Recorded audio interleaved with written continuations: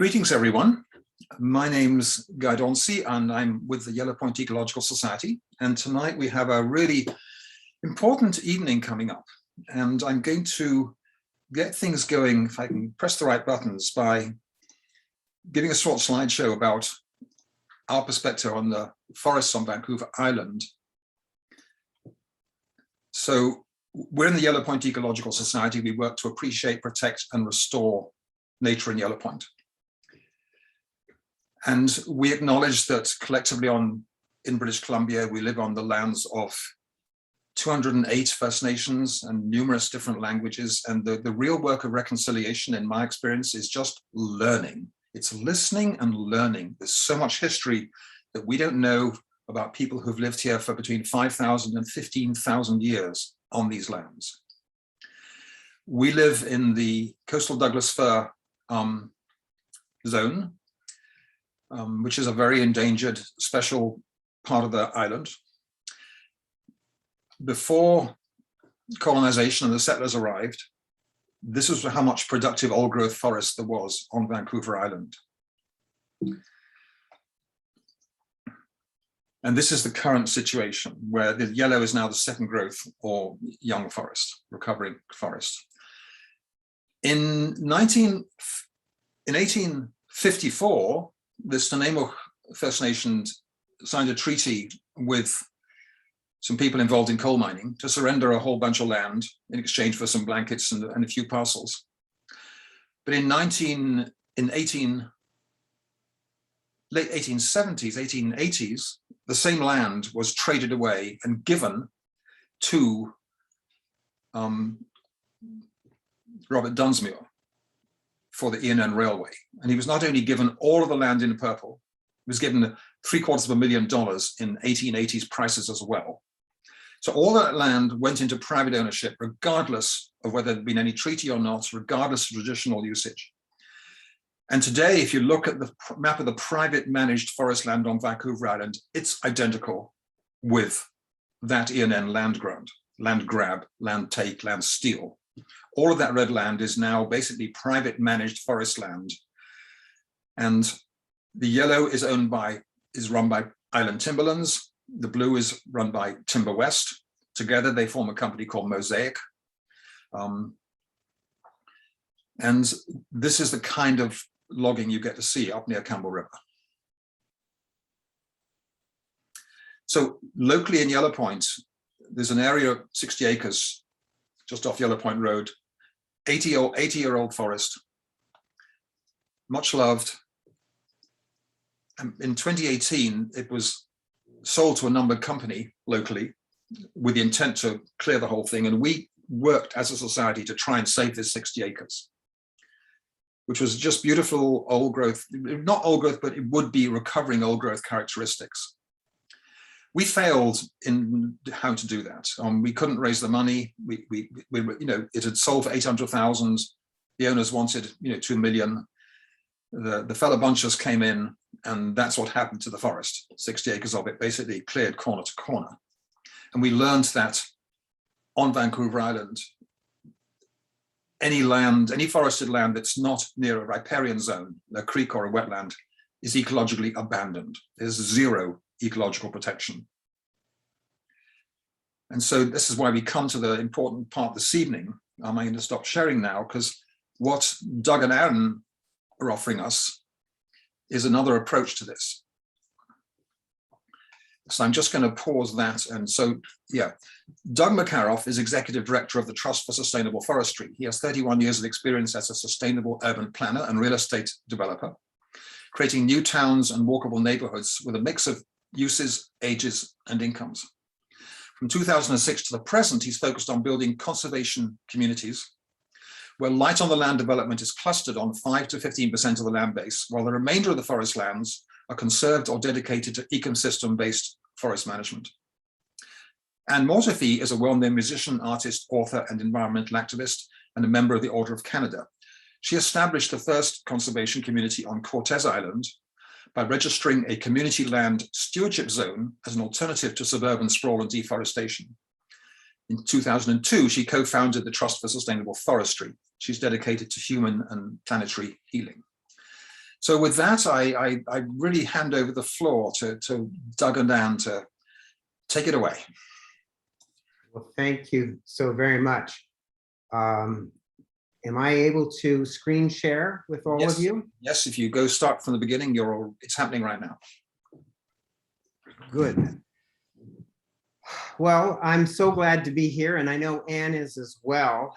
I've known Guy since the early 90s, and I think he knows my path as an urban planner and developer, and increasingly more and more sustainable projects, and then new towns and new villages and sustainable projects. But as Guy mentioned, it was really in the early 2000s when I was introduced to Anne Mortifee and her Trust for Sustainable Forestry that she was just beginning.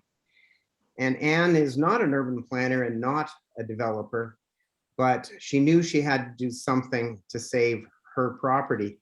Maybe I'll just turn it over to you for a minute, Anne, to give a little bit of your story of the beginning of the trust. Well, I had been in love with trees for many, many years. I mean, since a girl, I'd had a special sense about them. And the land, I live on Cortez Island in a community of 13 families that we steward 130 acres collectively. We take care of the roads and the wells and everything else as a collective. And I had the experience of what it means to live in a forest in an appropriate relationship with the land. We're not overpowering it. The deer, the cougar, the wolves, they share the place with us. And I loved it so much. And as I was driving to and from Vancouver periodically, I became totally alarmed by the amount of clear cutting I was seeing. So when property next door came up for clear cut, and they were the only people who were bidding on the land, 3 of my neighbors and I, with no money, got together and decided we would form a company and buy the land. I had to get down on my knees to Weyerhaeuser and beg them to give us the thing, which I did, and how they possibly agreed to accept our bid. And then after that, I begged them to carry the mortgage for a year, and they did. And what I realized at that time was how difficult it is to save community land. And it started a 3-year agonizing push from the 4 of us, and especially me, because I took on sort of the business of it. I don't know why an artist would be asked to do that, but it was my destiny. And so halfway through, I really knew I had to create a foundation that would help other communities do the same thing, because no one in their right mind would be able to do it. And I don't know how. It was just grace that we actually saved the land. So when I met Doug, I first met David Butterfield, and he and I co-founded the Trust for Sustainable Forestry. And then when I met Doug, he came on board. And since he's become the executive director, it's been so much more fun. And we've really started to move forward in all sorts of creative ways.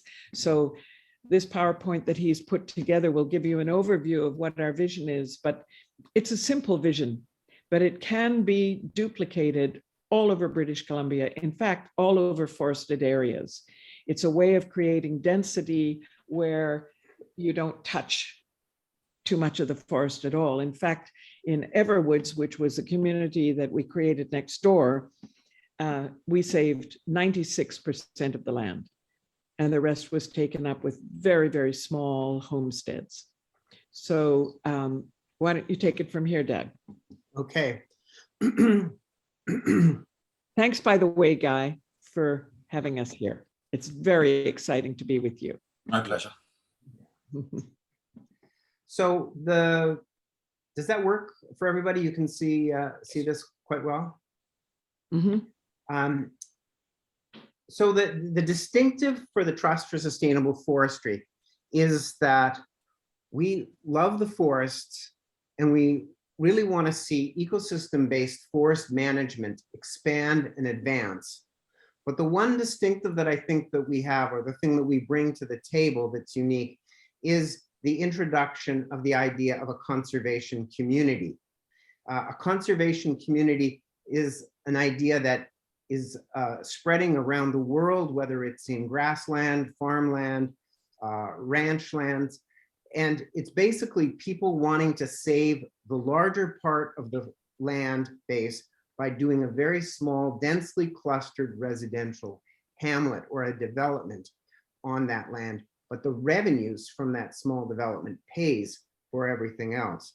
And so that's really what we're about.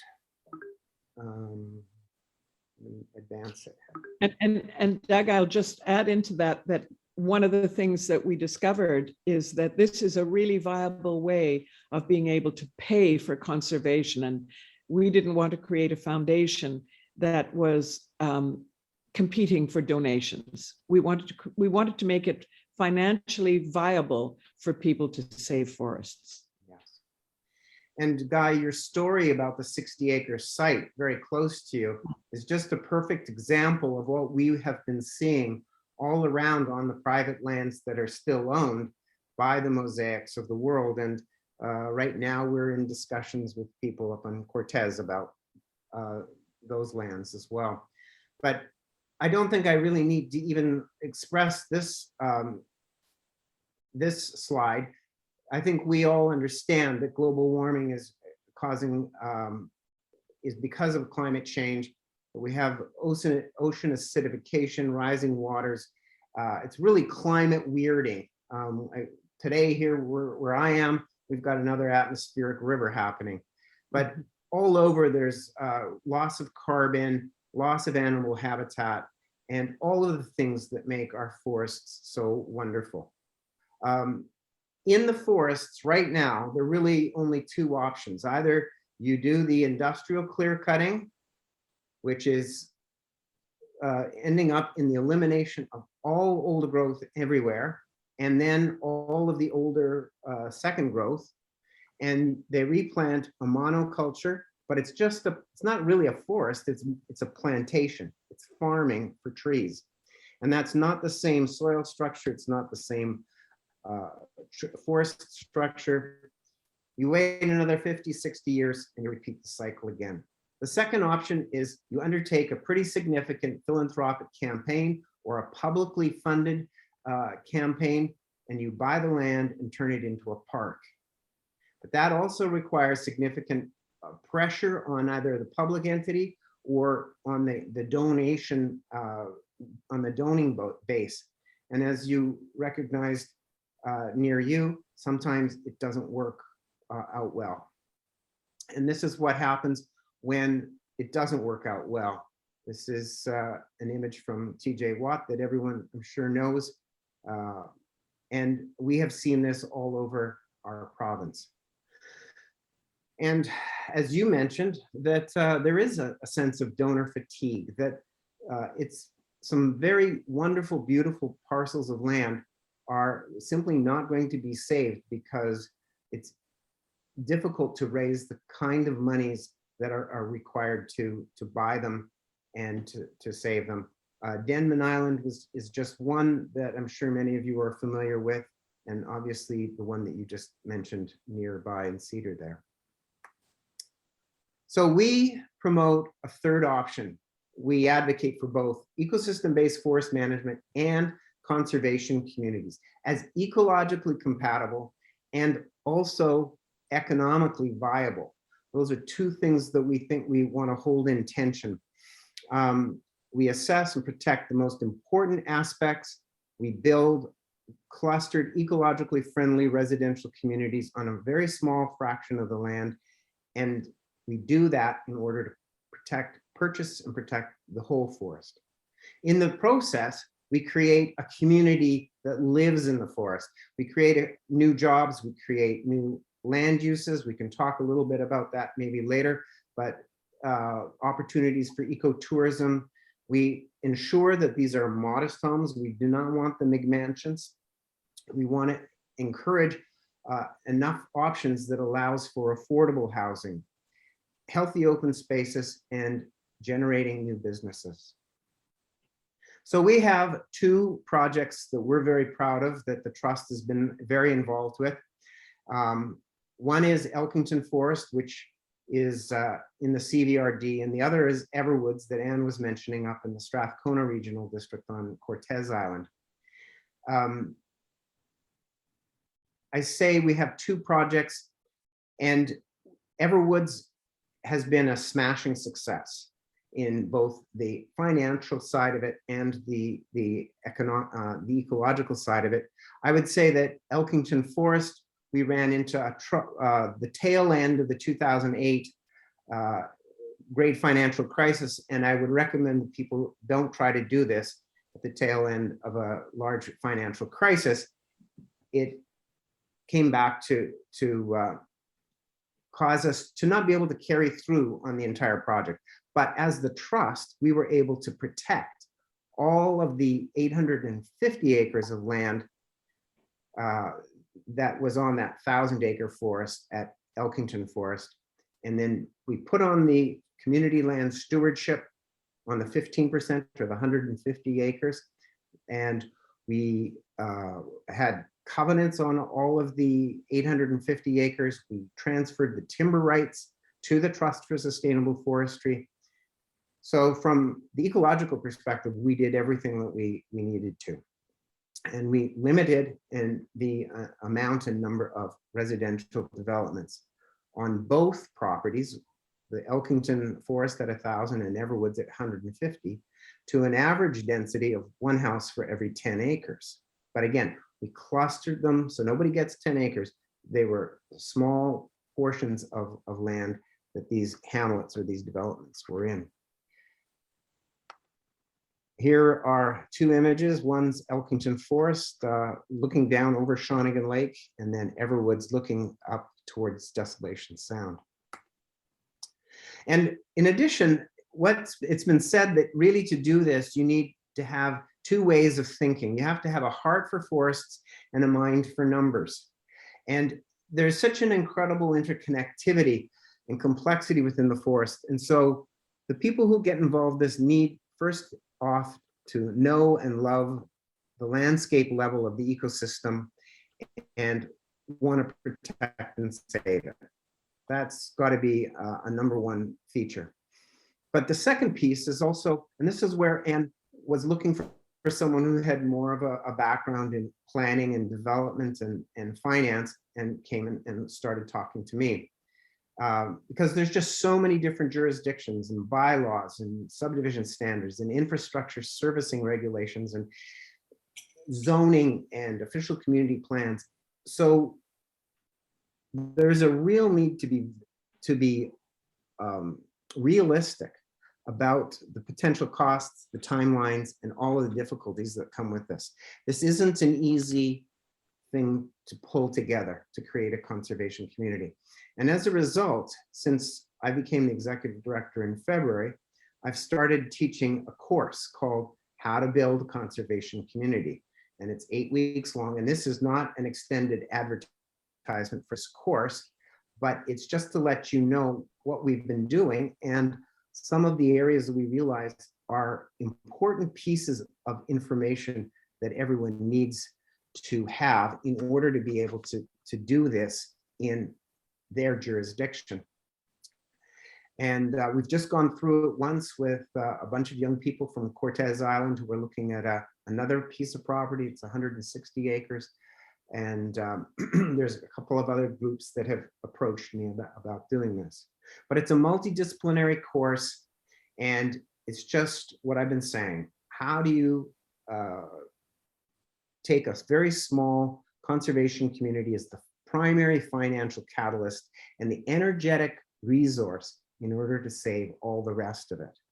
And we have also been looking at some of the other revenue sources that are can be used, such as ecotourism and the actual cash that can come from ecosystem-based forestry in a commercial thinning operation, so as to open up a densely planted monoculture second growth, to open it up so that those trees will grow faster and be healthier and sequester more carbon. And the other point that we have more recently been looking at, and we think this has some potential as an interim solution, is the voluntary market for carbon offsets. We're not talking about compliance market where governments, big oil and gas or big corporations have to by law reduce their carbon, and they are rejecting to do it and therefore buying carbon offsets from someone else. We're talking about the voluntary market where people want to offset their own travel or going to Cortez or driving up island, and they want to offset that with a true system that will sequester and regenerate the forests. So I'll mention that in just a bit more. Table of contents is basically, how do you identify land base that's under threat? How do you acquire an option? What is the due diligence? And then deciding on the form of the land tenure is another really important piece on how you're going to do this. Is it's going to be through a corporation as they did up at Cortez, a bare land strata? Will it be a housing co-op? Maybe you want to have a more of an affordable rental or affordable ownership system. There's lots of different ways you need to address that up front before you get into the later stages. Then a huge step is establishing an ecological baseline assessment with Indigenous wisdom, identifying the alternate revenue sources for the land. How are you going to pay for it? How are you going to make these numbers work? Rezoning the land, and then developing the land with nature-based solution engineering and the services and utilities. And then coming back to that community, how do you bake social connectivity into the fabric of your community? I'm going to go through real quickly just some of these points. I'm going to jump to stage 3 because that's one of the most important pieces. Is before you do any design on the land, before you say we're going to have houses here and roads here, doing an ecological baseline assessment is absolutely crucial. Using and incorporating Indigenous knowledge and having them participate is valuable, very valuable. We did that at Elkington, where we had the elders of the Cowichan tribes and some of the younger people walking the land and taking a look at where there were culturally modified trees and what this land had been used for previously. That's a big step, but it's basically building layer after layer after layer of information that will come from the foresters and the ecologists, the biologists, the geologists, hydrologists, engineers, civil engineers, so as to be able to really get an ecological inventory. What do you have there? What is the land saying? And it's all about observe, observe, observe. Again, gathering information, First Nations and adjacent property owners, working with the local community, and recognizing that any change is going to be a source of potential conflict, and having the humility to really be open to alternate points of view. This was the one that we did for the water systems at Elkington Forest, and you can see that they tracked every single water system, water potential and seasonal water course on the land. And you do this by doing a 20 meter, 40 meter traverse through the entire forest. And this is Everwoods. This is up on Cortez. And there were 3 people who went and they did the green and the black and the blue traverse. And then they would come back and they would take their maps and they would overlay them all, and they would map exactly where is the transitions between the polygons that are, mostly cedar and little alder, and then you go up the hill and it gets to be mostly Doug fir with some hemlock, and then on the south slope that we still had in the Everwoods or the Elkington, we had some Gary Oak, and so it's just pulling in all of these various polygons and maps so that you really know what's there. It's all about observe, observe, observe.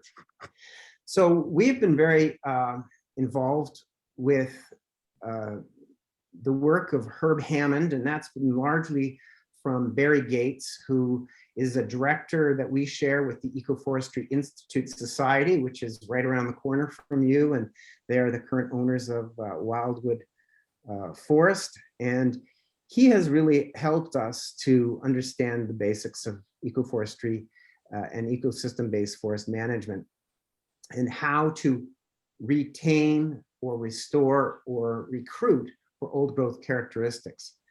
And there are a lot of management and planning tools that Herb has talked about in all of his writing that are very valuable for getting a grasp at the landscape level for the land that you're looking at buying. A comprehensive forest inventory, and then how do you create an old growth restoration management plan?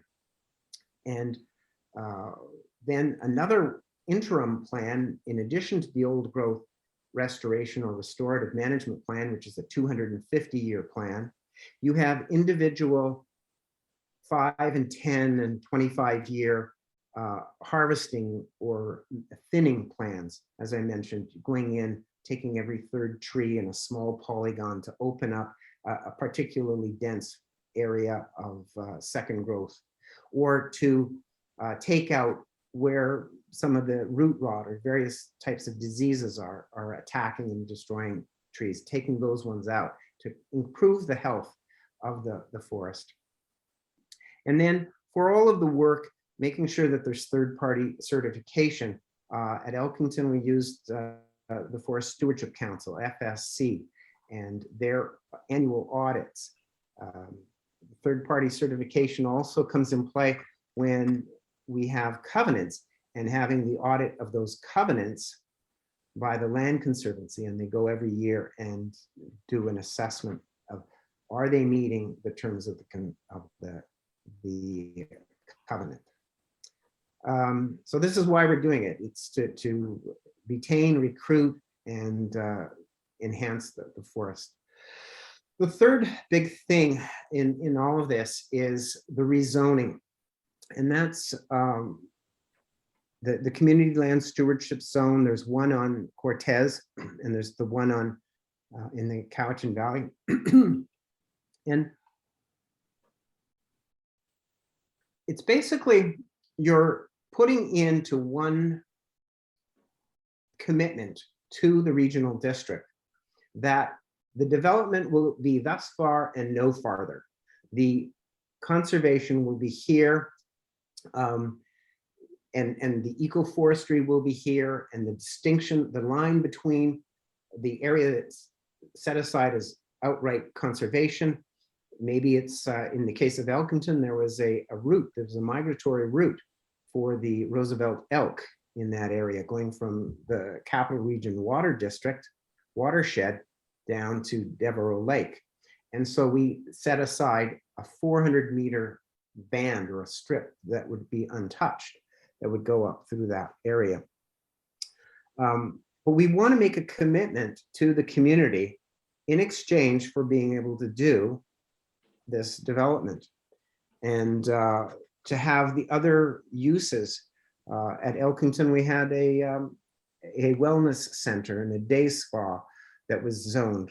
There was a Montessori school that approached us. They wanted to be able to put a wilderness outdoor Montessori.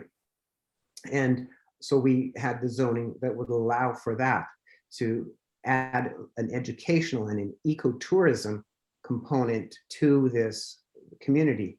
We have the ability to have about 12 light industrial value-added manufacturing centers on that land as well. So businesses that would be involved in windows and doors and falling of timber and then the milling of that timber for construction purposes could happen right on that site. And we were basically just copying what we had seen already was successful and working on Cortez, where there is a couple of businesses that, or there are about 4 businesses. There's a miller, and there's a kiln a drying kiln, and then there's 2 manufacturing warehouses for kitchens and doors and windows and other construction materials. So it's basically building in all of those various pieces through a official community plan and zoning amendment bylaw that has to go to a public hearing, but you've done your homework, so you know what the land contains, you know why you're proposing what you're proposing. And in the case of the Elkington Forest, it was a unanimous decision to protect this forest from what was happening all around it. All around Elkington Forest, 3,500 acres cleared in another one of the Mike Jenks specials, where he cleared it, subdivided it into 10-acre parcels and sold it. And he could do that very, very quickly. The regional districts are set up for doing that just so easily. But to do something more thoughtful is actually, unfortunately, very, very difficult to achieve. It can be done. The other thing I wanted to talk about is, and we'll take questions at the end, and if you have, just put your hand up, you know, the little yellow flag up.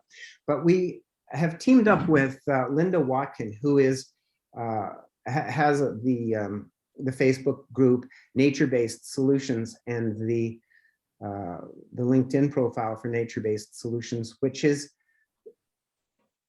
civil engineers around the world who are looking at non-concrete, non-piped, non-mechanical ways of providing civil engineering services. So the water, the sewer, the stormwater,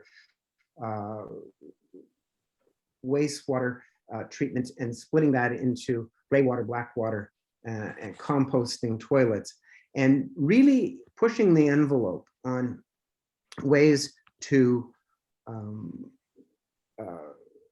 treat the water on site, not pipe it off site and deal with it as a waste product, but to deal with it and create bioswales and allow the water to infiltrate the water table again. And so there's a lot of information about how to do that differently. I know our Eco Village in Shawnigan has done an awful lot for the last 20 years to advance some of their technologies, and they've been a good learning place for us as well. But permeable, narrow streets with, you can see here on the side, these are permeable pavers filled in with grass, places where the water could collect in basins that can also be play areas, and just the whole idea of creating gathering places that are beautiful.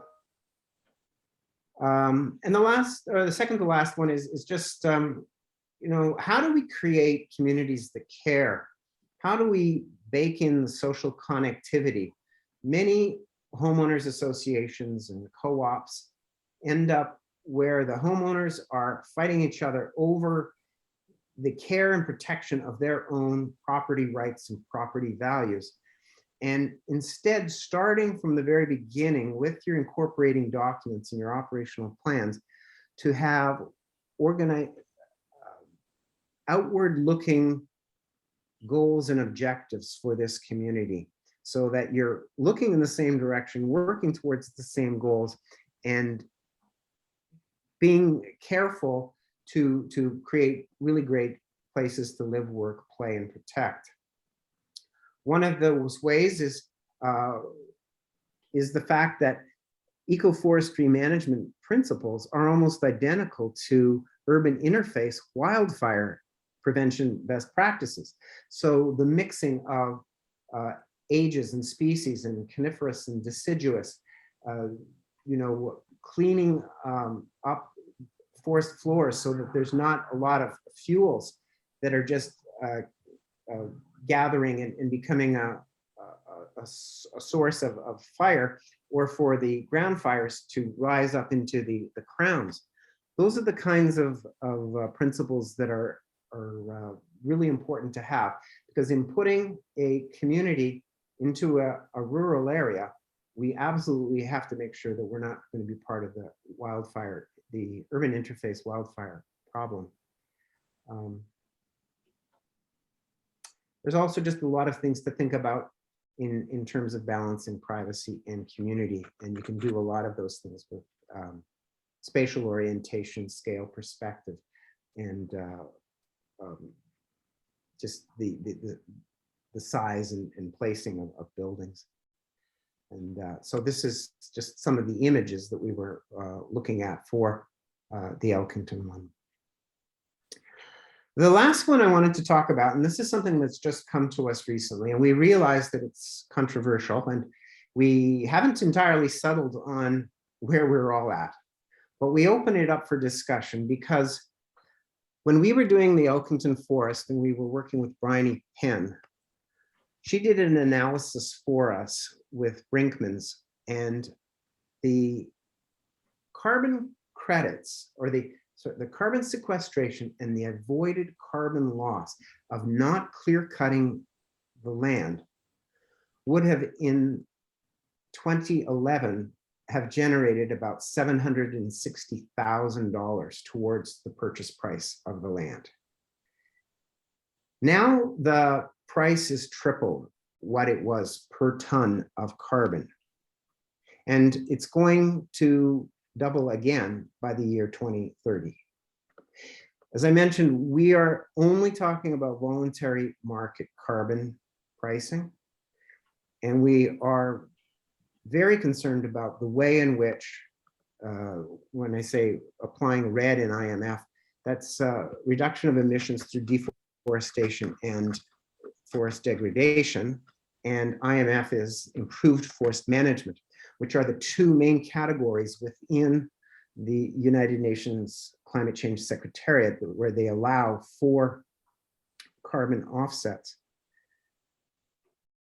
Very careful calculation of what is protected, what are the avoided emissions, and what is the sequestered carbon.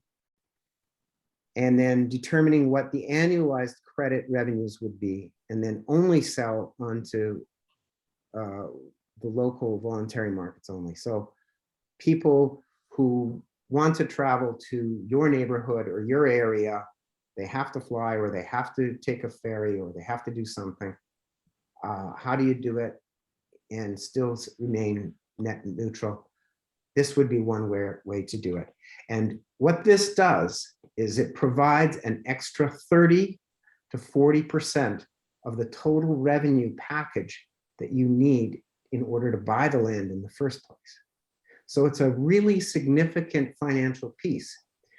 You know, if we had been able to take advantage of this for the Elkington Forest, we would have retained control of it. We were unfortunate in that we lost control of the development side of it. We did everything from the conservation side, but from the development side. But had this been available, it was presented to us at that point, but it was just too early in the stage of acceptance and recognition of carbon, and the landowners rejected it. So that it wasn't a possibility, even though we were looking at it. So these are some of the things that we're taking a look at, because we want to help communities avoid what happened with the 60 acres next to you.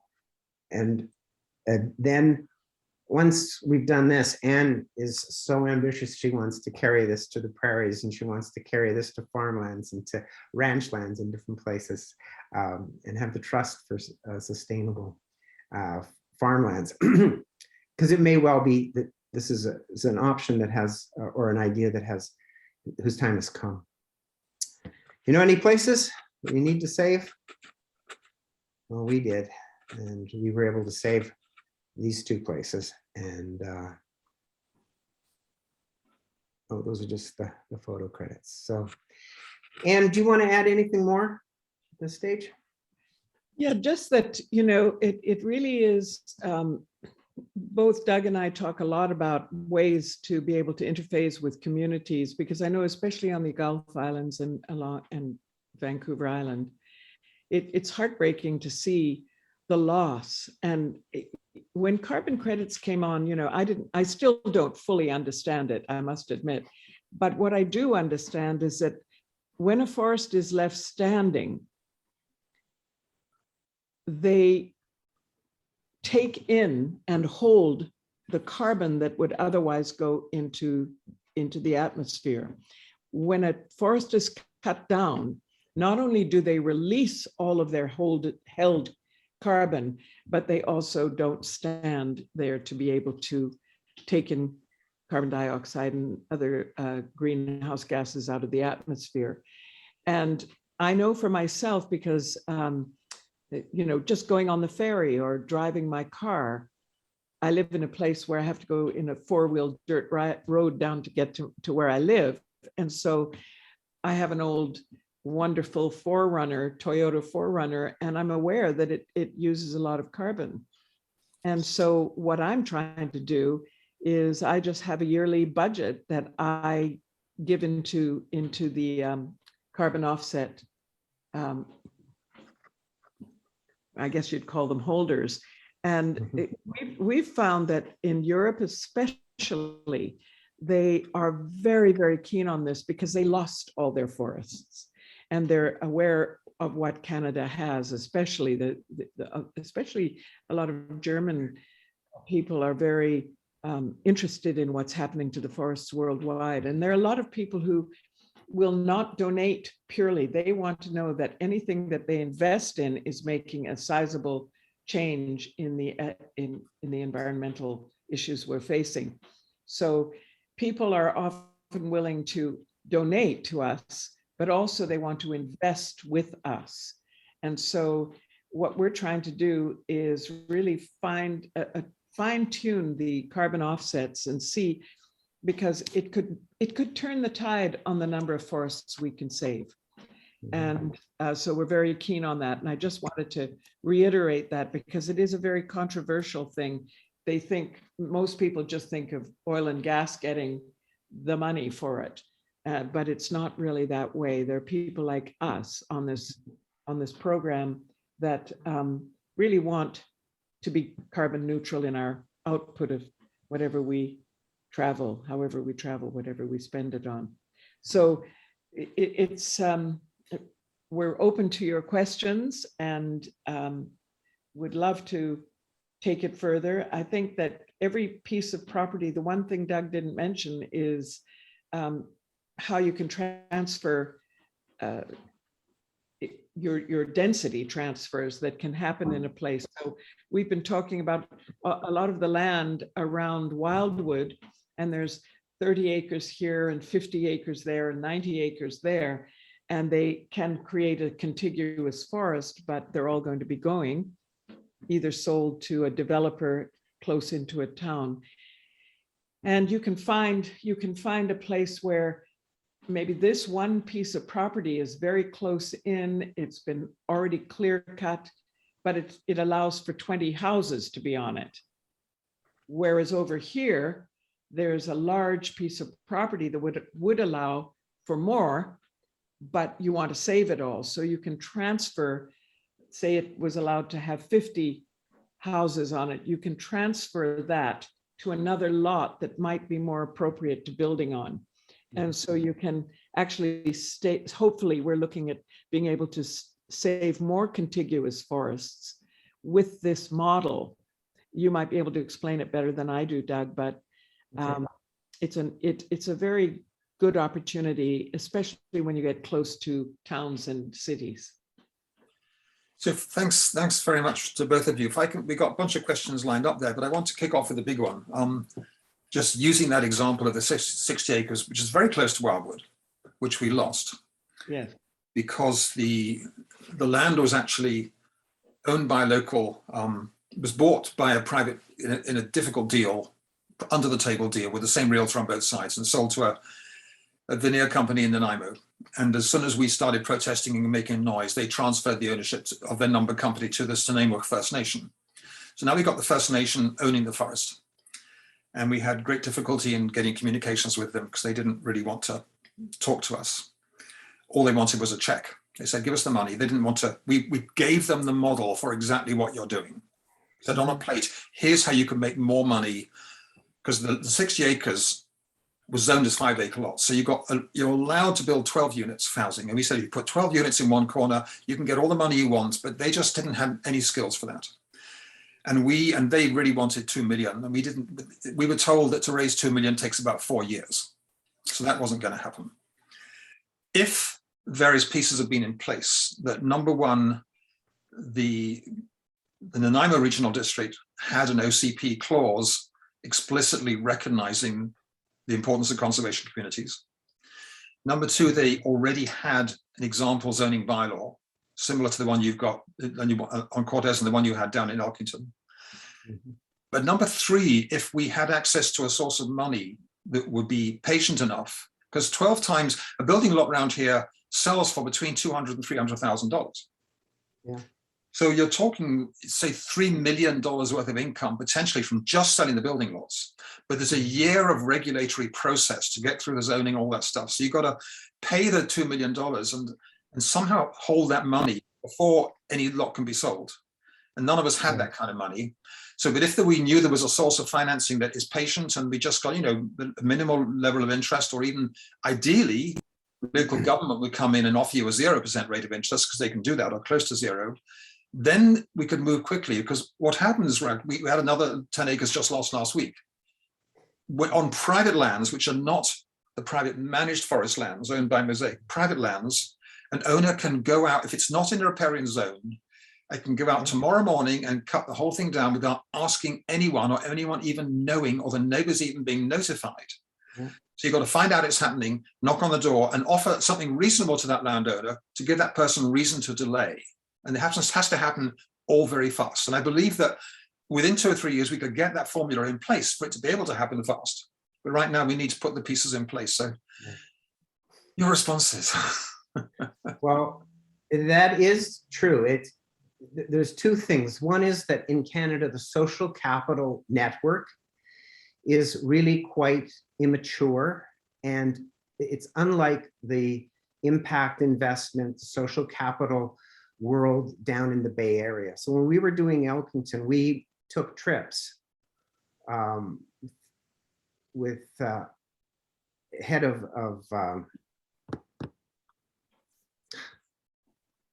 EcoTrust, and went down to the analysts and advisors and brokers to the large family offices who believe in this kind of thing.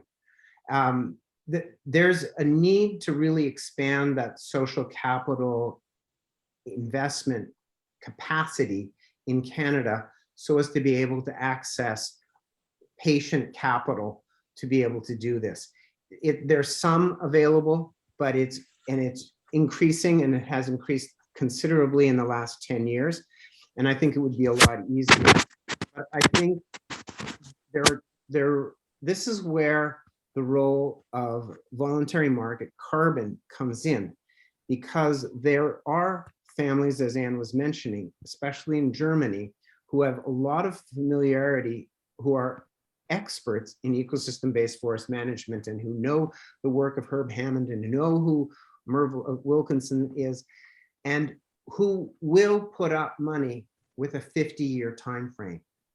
And they will finance just on the basis of the carbon portion.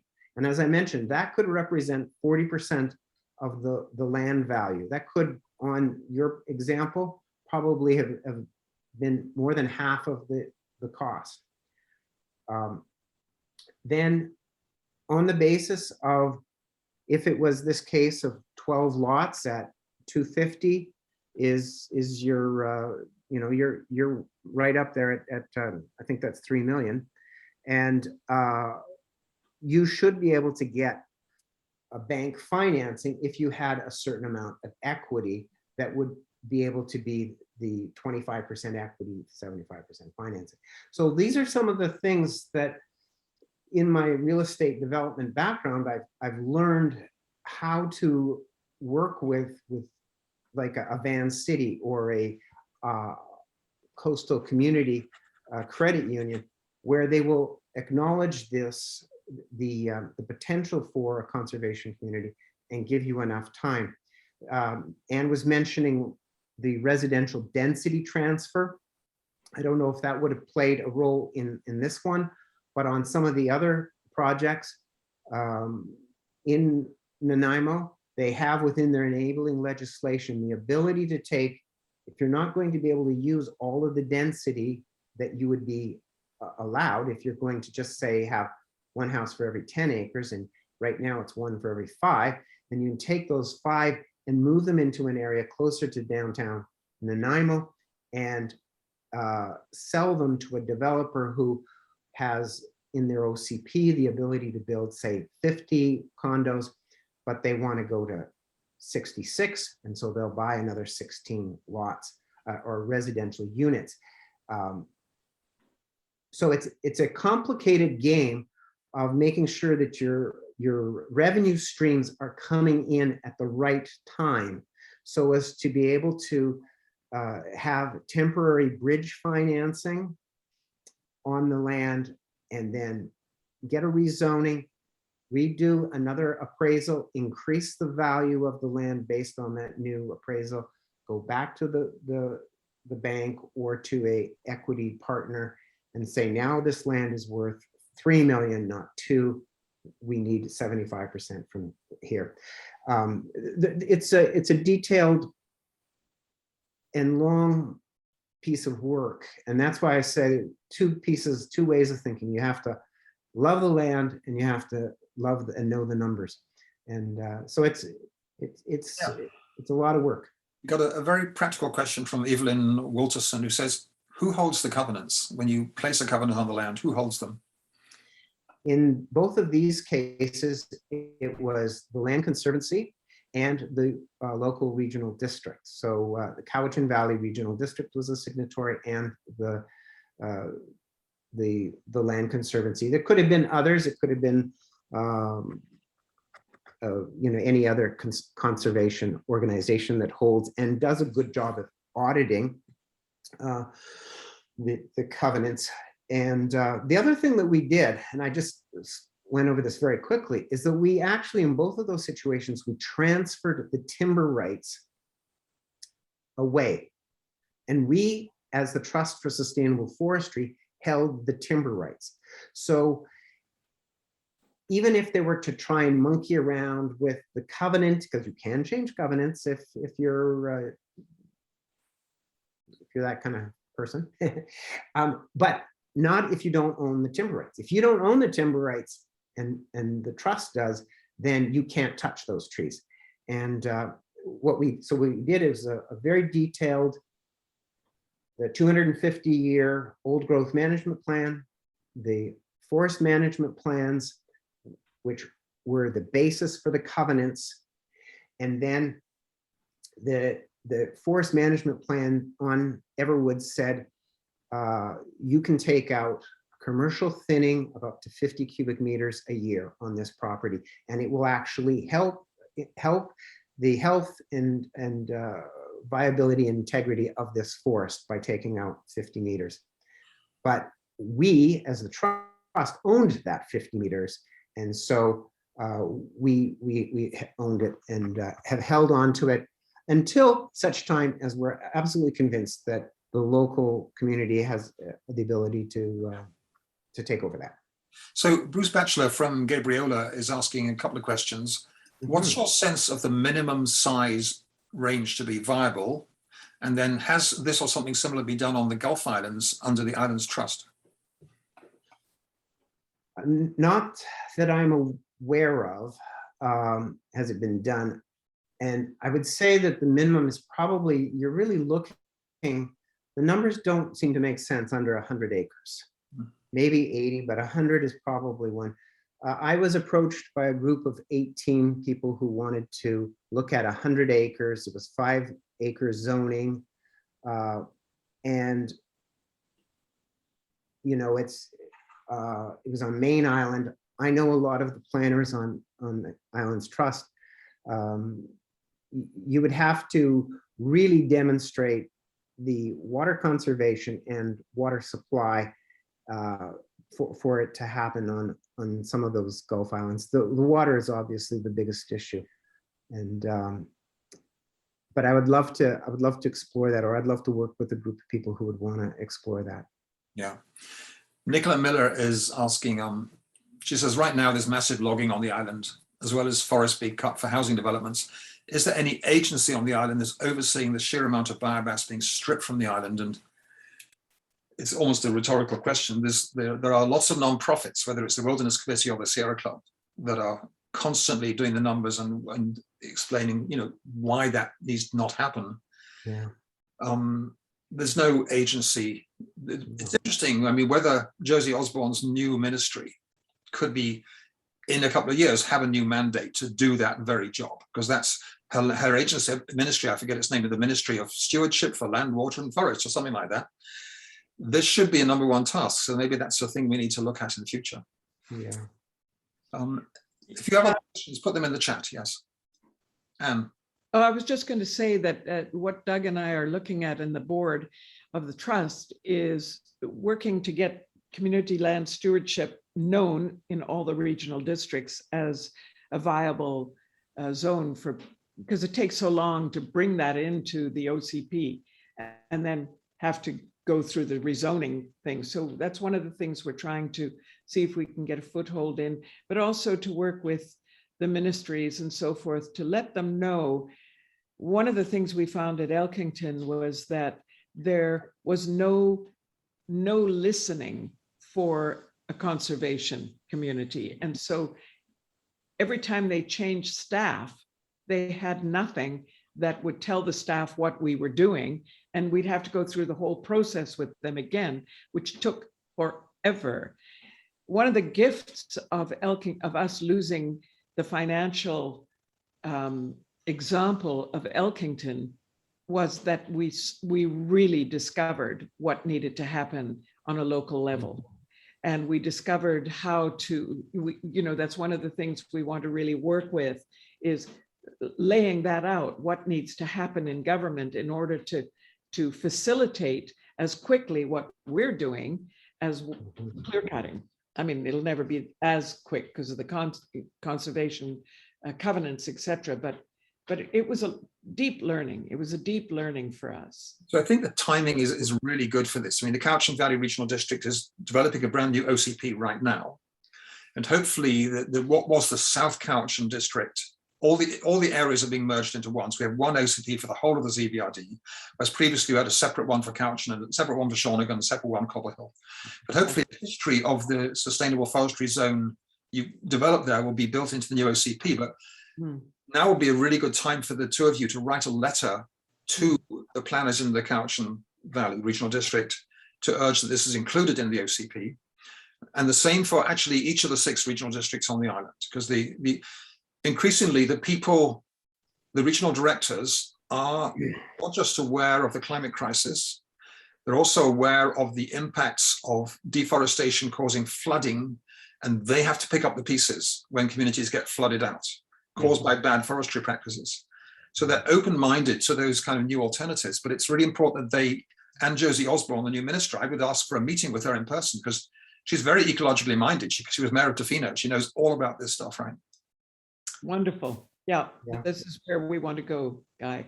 It feels really important. Yeah. Roger Wiles. In the Vancouver and in Victoria, they've created a fast track process for anybody who wants to develop affordable housing or housing for homeless. And so they realized that they needed to create a fast track. And that's what we have been trying to get to the various regional districts. And you're absolutely right. That's one of the next steps that we're going to be doing, is addressing them. It's not even a slow track. It's the beginning of a track that goes into a bog and then goes into a ravine and then comes up the other side through a black hole. And Trust me, we know that hole. Roger Wiles is asking, how can existing community land trusts facilitate this process? Because we have the Nanaimo Area Land Trust, we have the Land Conservancy and the Cowichan Land Trust. How can they help? Well, one would be obviously for them to be willing to hold covenants. Another is that sometimes they have the ability to raise that initial seed equity that is necessary in order to be able to do a larger project. Granted, it's not outright conservation. And I was speaking with Linda Hanna when she was the regional director of the Nature Conservancy of Canada Western. And she wasn't able to, but they were artificially or through their incorporation documents restrained from doing anything that would have any kind of a development aspect to it. But if land trusts, community land trusts had the ability to participate, the very first thing that's needed is some initial seed capital or investment. And then perhaps they could create a campaign to, of the 60 acres, there's always still going to be the 5% parks requirement. Well, on the 60 acres, that would be a 3-acre parcel that would have to have been given to the city or regional district.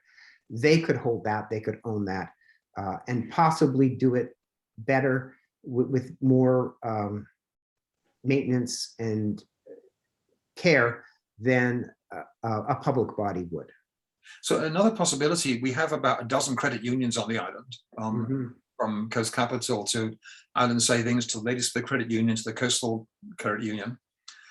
Have you thought of putting on a Zoom webinar specifically for 2 people from each credit union to put this case for them so they can take back to their boards and sort of be aware, because they can create money from nothing. Yeah. They don't lend what they have on their books. They take what they have on their books and they can lend that out 20-fold. Yeah. So it doesn't create them a penny to create new money. They're just habitually used to getting the maximum interest from it, but they don't need to do that as a credit union because they're not beholden to maximize profits. They're beholden to members to, return quality to their memberships. Yeah. And if, I mean, Van City is more. I've never thought of that. That's a good idea, Guy. I like that. Van City is mostly urban, but on the islands, the Coastal Communities Credit Union and Ladysmith and Islands Trust, Island Savings, they're all covering rural areas. Yeah. Where the interface with the regional district and the credit union and the community land trust, if those pieces came together, so you've got the zoning, the OCP, the zoning, the finance laid out, the covenants holdership, we need to put the pieces in place that path is a clear path you can move down, and a community group that's frankly local volunteers who've got no experience in this stuff or intimidated by the thought of development. Can feel less afraid of going this path to save a bit of forest that is up for clear cutting. Yeah. No, that's a very good thought. I'm going to look into that. Yeah, and it's very much what we want to do is be the interface between communities and actually being able to get the job done. And we've one of our deepest desires is to create an investment bank of people with long-term ability to hang in there, to see these things through and to see that, yes, they can indeed financially do well. Yeah. I mean, that's what we have to do. We have to turn it around that financially you can do well to save a forest rather than clear cut. Yeah. So Evelyn Walterson is also asking, she says, changing local zoning is critical. I can't see how local governments in the Okanagan will be interested. What's in it for them? And my answer to that is that personally, that every regional district is run by a board of elected directors. And if the pressure is on the regional directors, they want to get re-elected. They're meant to represent the community. And if they see that this is good for the community, for carbon storage, for climate stabilization, for affordable housing, for having more space, green space for parks, it's a very strong case, I would have thought. Yeah. And the other thing is that if you're taking you're putting some development there, there are additional taxes Yes. that they wouldn't otherwise have if it was under private managed forest. The tax rates are very, very low there. That's one of the worst things, is that the Mike Jenks of the world buy these lands and never pay a penny of tax, and then clear cut them and take everything. I wanted to also just address the whole question of affordability on that. Someone had asked that a little bit earlier. And one of the things that we did at Everwoods was we had some of the lots were view lots looking up beautiful Desolation Sound, and they sold at a premium that you'd expect on the market. But we also have a eco village where there are smaller homes, and people who are younger are able to get into them and build their houses, sometimes slowly, and start them as very tiny homes and be living there, have a garden there.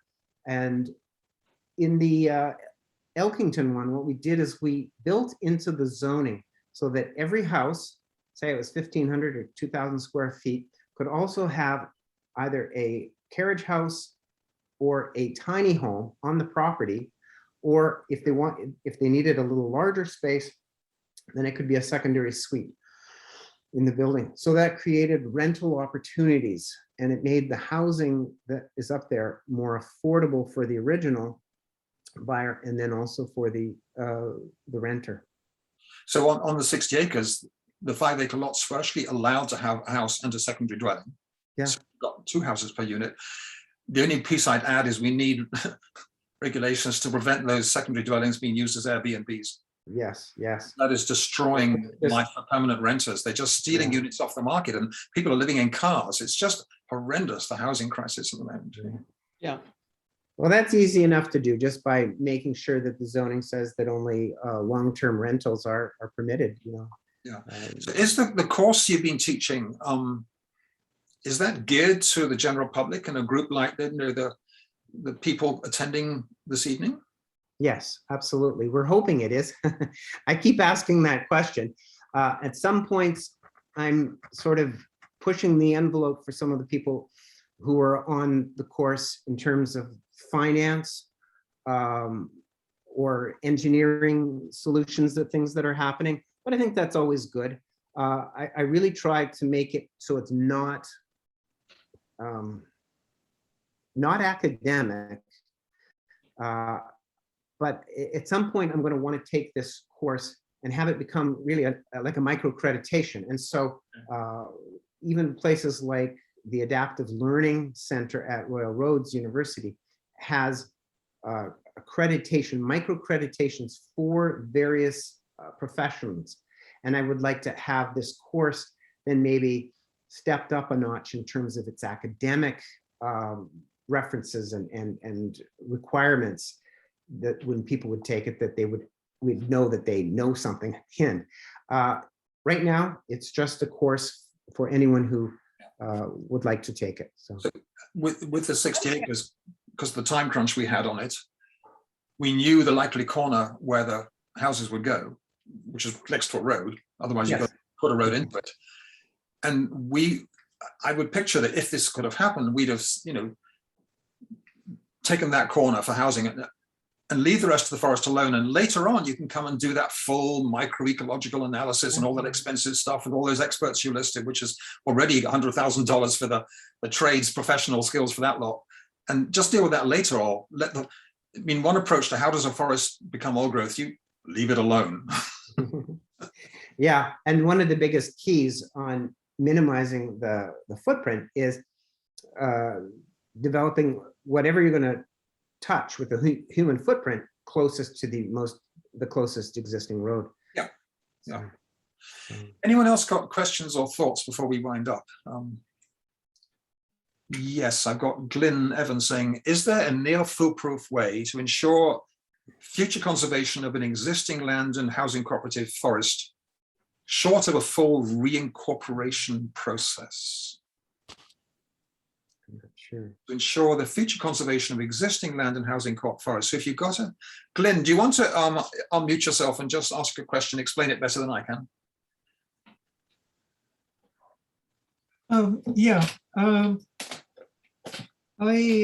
until a few days ago, was a member of the Refuge Cove Land and Housing Cooperative Association with 186 acres and 1.25 miles waterfront in Desolation Sound on West Redonda Island. We've been going for just over 50 years. I was a founding member. At present, our membership is divided between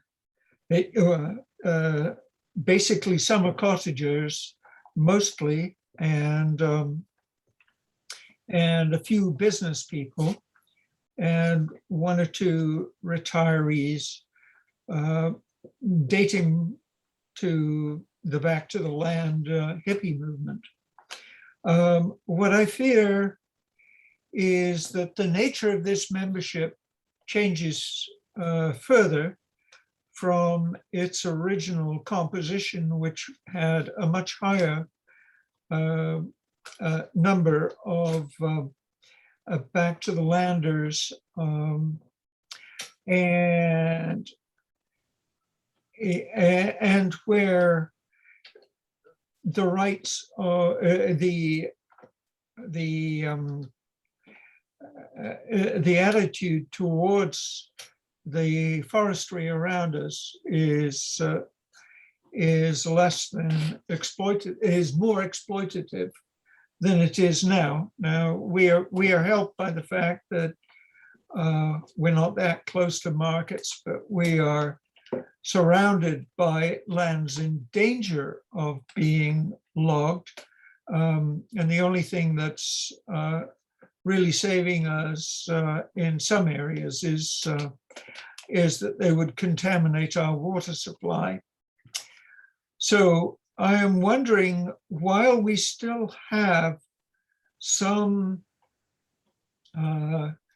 yen for preservation of what we've got, if we can somehow consolidate that, and other than bylaws, bring it a little more seriously into protection of the forests in case circumstances and membership changes.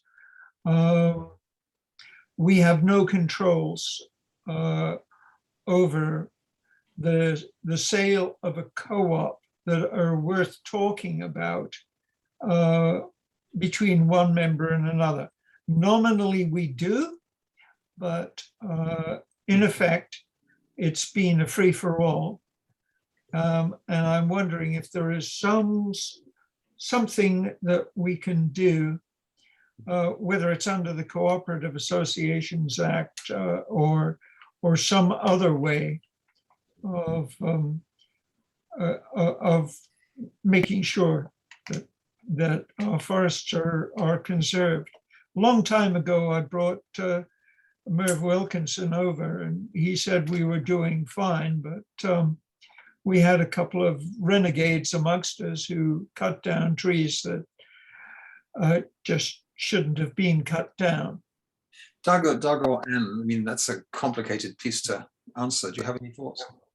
Well, I think the devil's in the details of the incorporation documents and what you have, how did this land and co-op, housing co-op start? And I was just speaking with a lawyer who's a specialist in incorporation documents, and it would all be in what has been committed, what are areas that are part of bylaws that can be changed with the 2/3 vote. Those are the kinds of things that someone would really have to look at. But I've also been speaking with someone who's in a similar situation to you in Muscogee, and asking the same kinds of questions. What would need to be taken in order to take a strong stand towards a conservation community now, while there's a number of people who still have that operational mandate? Yeah, Thanks. I think we should begin to wind up. I'll just address one question that Jordan Wallace has brought up. He asked, what are the current native lands under management processes with a common model? And let me refer to a discussion we had about protecting the Nanaimo drinking watershed with Paul Manley, our past MP, just last week in a similar YES presentation. And we were looking at the potential for the whole watershed to be under some sort of combination of public ownership and an indigenous land protection agreement. And the Stewardship people are desperately short of housing. And there's a whole huge area of land owned by Mosaic who are really keen to do reconciliation. So if there was a formula there where the Stewardship could work with Mosaic to do exactly what we're talking about here as conservation communities, where you simultaneously are protecting the forest and the watershed, but allowing some housing for their people.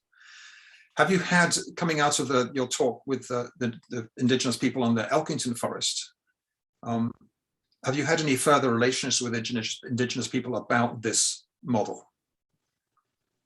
Only in the sense of the community forests that are jointly owned by like Ucluelet and Toquat, the community forests there, and a few other groups. It's a situation where you want to be invited. You don't want to be saying, I've got this great idea. So I would walk humbly, but very willingly, welcomingly encourage and try and have those kind of interactions to say, is there something here that could benefit your band, your nation? And I'd like to just add that right now we're in conversation to represent Cortez Island, whose Mosaic lands are all coming up for, they're going to start cutting fairly soon. They've given us a window where we might be able to buy all the lands. And so we're looking at different ways that we can approach that. The Klahoose band has been in deep conversation with Mosaic and has worked out some very good, actually helpful things for themselves. And we're in conversation with them now to see if we can come together to create lands that will go back to the Klahoose completely. That'll be theirs. And then, other lands where we'll have conservation communities for our community. What areas need to be preserved all the way through. And we're looking very seriously at the carbon offsets, because that could be the thing that would change the possibility of us, in fact, getting these lands and working and saving them. That's great. So I'm going to wind things up now. If all of you present, go to the top right-hand corner of your screen and click View, and then click Gallery View. And turn on your cameras for this last little thing. I like to end our webinars like this. Turn on your cameras, go to the button called Reactions at the bottom, and then we can send our expressions of appreciation and support to Doug and Anne for this heroic bit of leadership they're doing, and just, there we go. Look at all that. There you go. If you all turn, I'll unmute. I can't unmute all of you, but you all unmute yourself. You can all yell out, thank you very much, all at the same time. We'll go unmute. Thank you. Thank you. Very much. You're welcome. Great presentation. Thank you for listening. Yes, thank you. Wonderful. This has been recorded, and I'll be able to send an email with the link when the video's up, so you can share it with your friends and with your community associations, and let's make this happen. Great. Great. Thank you. Good night. Okay. Bye. Thanks, Guy. Bye. Bye. Thanks, Doug. Bye. Thanks, Doug. Thanks, Ann.